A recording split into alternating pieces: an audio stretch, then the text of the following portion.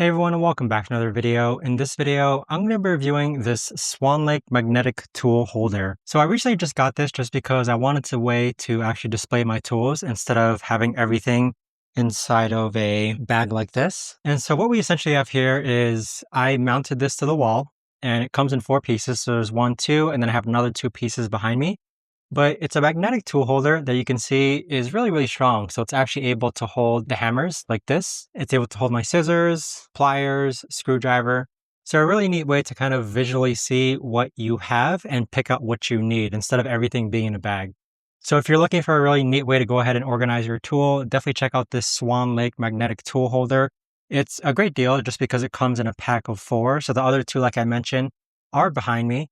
But even so, definitely check it out. I've had no problems with it whatsoever. Easily mounts onto the wall with 2 screws on each side. And I'd say it's about 12 inches each of the magnetic tool holders in width.